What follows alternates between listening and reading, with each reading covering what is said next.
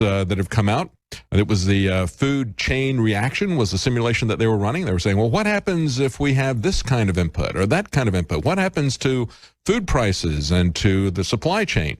And, of course, the types of inputs that they were modeling in the report are precisely the types of things that we see them doing now.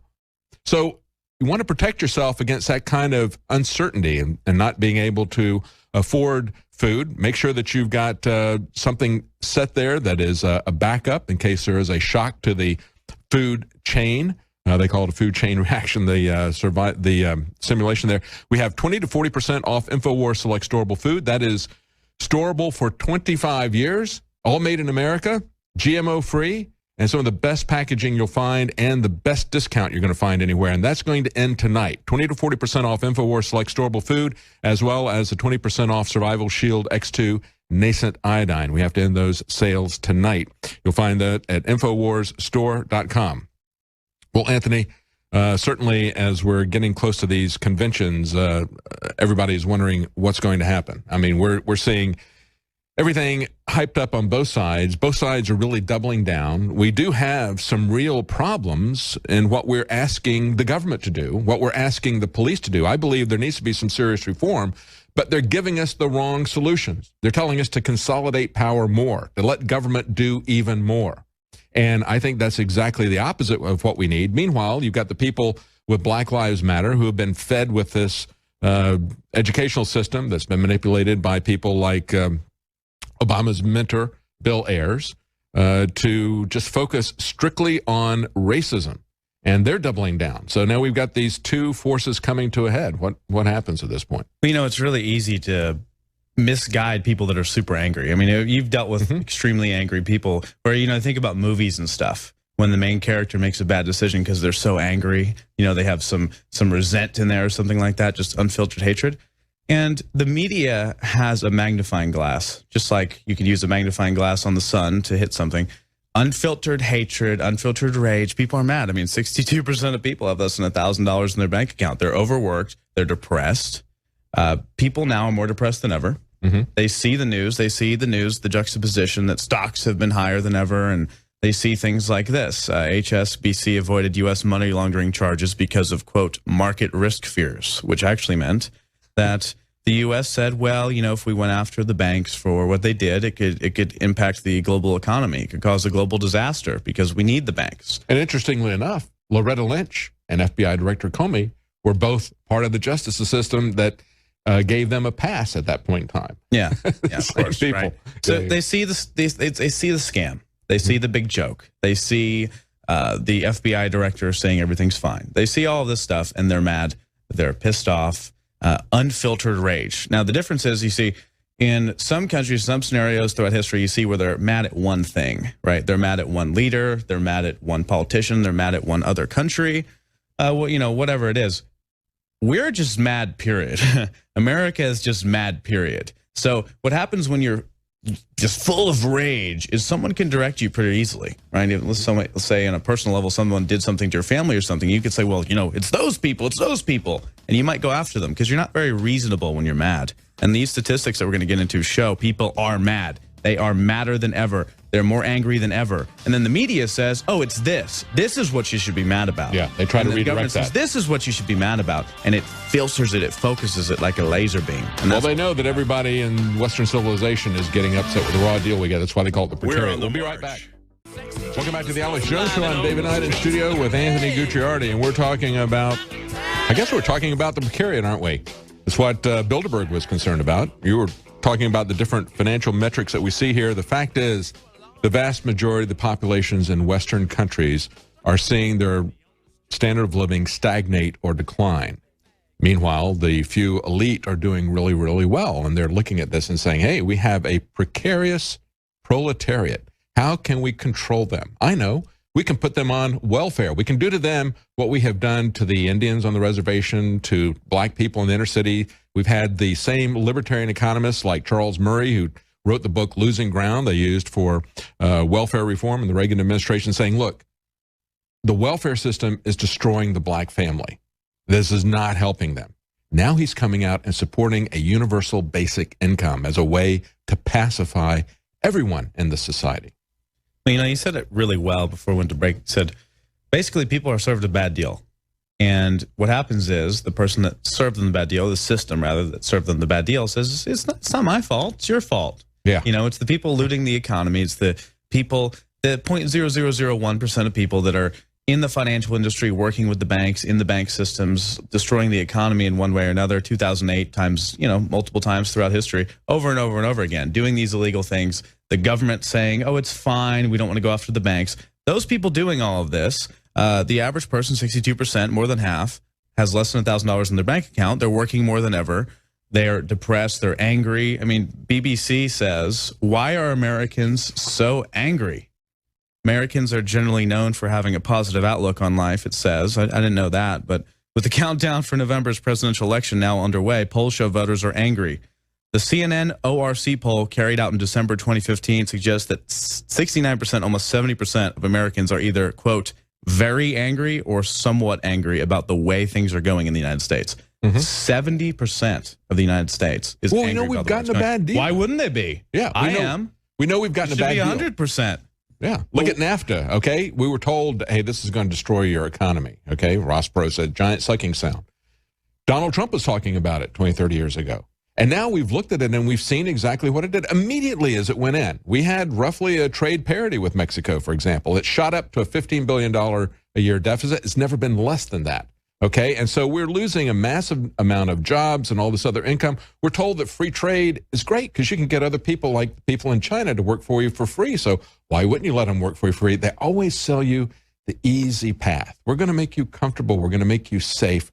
We're just going to take your ability to earn money. We're going to take your freedom, your liberty, and your independence. They use the buzzwords, and I've always said, we are failing, we are losing, we are being taken advantage of because of our lack of understanding of the details. So what you just said in about 30 seconds, you hit on multiple different points. That was all details, right? So details are hard. Details are really hard because people, number one, I'll give them some credit. They are working all day. Their lives can be pretty bad. People are depressed. People are angry. People have problems. They come home, they watch television. They don't get to watch shows like this, or they don't choose to watch shows like this, rather. The content they consume is junk. It's Cheese Whiz equivalent of content. They just want to escape. They just want to escape reality. And what happens is you have the so-called sausage makers, the people in the kitchens, the mainstream media, they come out and they don't say, well, hey, let's go after these people. Let's talk about HSBC. Let's talk about why Americans are frustrated. Let's talk about Black Lives Matter protesters killing cops as a symptom of frustration. Let's talk about the actual specific things. Let's talk about, the fringe people, the radicals, the craziness, because not everyone in Black Lives Matter is bad. No, that's all details. That's not good enough. It has to be, this is it. A or B, black or white, race, whatever. It's simple. It's simple, served on a silver platter for that person to just gobble up because they don't have the capacity at that point because they're all stressed out. They're not having the right content choices. They're eating junk. They feel like junk. They're depressed. They're upset. All it takes of the mainstream media is to say, here's a little niblet. Here it is served up on a platter. This is why you're mad. Well, a good example of this is the solution, quote unquote, that's being offered to us by the media, by the government. And that is, well, you need to have federal control over the police. They never talk about having more local control. They never even talk about, let's say, privatizing the police. We've got an article about that on Infowars.com. I mean, that would be an interesting idea that we could talk about the different ways that we could structure it. Changing the mission of the police so that they're not focused on generating revenue with petty fines, different things like that. But they won't talk about that. They already have, as you pointed out, the choice that they're going to offer you when they create the problem.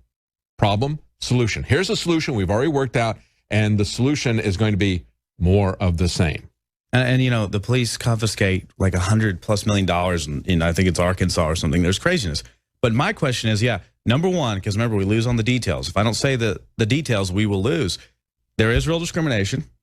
Most police officers, it appears, considering there's plenty of them, are genuinely good-intentioned people. I've been mistreated by the police in my past, but I don't hold it against every police officer. I've been mistreated by white people, black people, all types of people, and I don't hold it against every single person that is that type.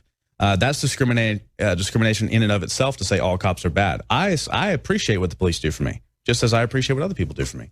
But is it even about the police is what I'm saying. Is it even about the police? I don't know. When you have This is a good article. 19 numbers which prove that Americans are angrier and more frustrated than ever. So you have 70% of Americans do not feel engaged or inspired at their jobs. 77% of Americans believe the state of the economy is not good or poor. 65% of Americans say they're somewhat dissatisfied or very dissatisfied with the overall direction of the country. And we just saw another one, 69%. Only 4% of Americans believe that it would change Congress for the worst if every member was voted out during the next election. Now, think about that. Every member of essentially what makes the decisions in this country to be gone, 4% say that would be bad. So if 96% of people say if we got rid of every single politician in Congress, it would probably be better. And yet the mental illness is that they want to turn over more decisions in their life to other people to take care of. That's the mental illness, because they say 96% say Congress is terrible. The government's not helping. 69% say we're not satisfied with the direction of this country. The government is overbearing. 60% so they're angry and irritable. 65% they're dissatisfied with the U.S. system of government, period, right? But then what's the solution? More federal control of the police, more federal control of this, higher minimum wage. We need more federal spending. We need sustenance of all levels from the government teat. Instead of saying, wait a minute, that is what did it. So you can't go back to, you can't, what broke you is not going to fix you. That's right. But that's the mental illness. We do it all in our personal lives too. Whatever broke you, oh, that's going to fix me. You go back and back and back because we're a reliant population now. We're reliant. That's right. People don't value their freedom, their independence. It's this kind of mental illness that Alex was talking about with Pokemon Go, okay? They just want to be distracted. They want to have, if you look at the like self-driving walking into like classified bases looking for the Pokemon. That's going to happen. I know that's going to happen, yeah. But, you know, you look at the situation with these self-driving cars, I want to call it. 90% of the people in New York and California want to give up that control of their life.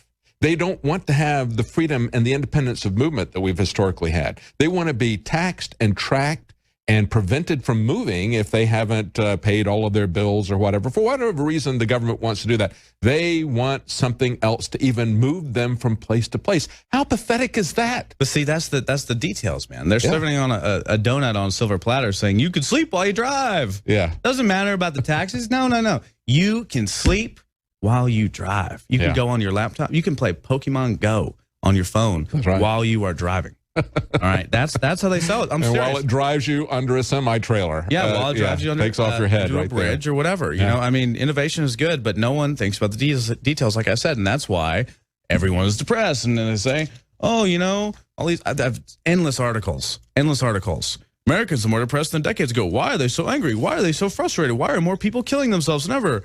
And then, 3/4 of UK children spend less time outdoors than prison inmates. I wonder what it is for the U.S. Kids aren't even allowed to go outside anymore. I mean, they're so sheltered. And then people are also upset and depressed because their standards are so off and different and absurd. They're obscure. I mean, they're so worried about microaggressions and being upset and being offended by someone's free speech that they go into a tussle. They go into a rage. I mean, think about it. Old school version of this would be a bear is killing you and you're into a freak out rage, or like invaders are coming to kill your entire village and slaughter your family and rape your women, and you go into a rage. Now it's someone said something that's a microaggression online. That is the same systemic response biologically that we're having now. We've changed, we've upgraded, we've become sloth creatures that sit around and have nothing real to be worried about because we're not focusing on the real issues. We just want to create little things to be upset about that are total distractions and total ridiculousness. And then we're forced here on this program where we want to talk about real stuff. We want to talk about the banks making billions and billions of dollars on taxpayer money after they swindled everybody and screwed everybody, and the government says they can't do it because there could be market risk fears. So we want to talk about that stuff, but guess what? Now we got to battle this stuff. We got to battle the fake political correctness. We got to battle the microaggression police. We got to battle. I mean, we're bad for saying that it's not good to kill police officers. I mean, that's absurd. I made a post about that, about the police, saying, you know, there's some discrimination, but it's good to support the police officers that do good. And people would say things truly like kill the police. They said all pigs are bad, you know, stuff like that. I'm talking about 20, 30 people saying really, really bad death threats. Well, it's not even a It's connection to the. absurd. If they don't even believe that. It's just raw, unfiltered rage. It's not even a connection to the same police department or the same city that had the things that they're upset about.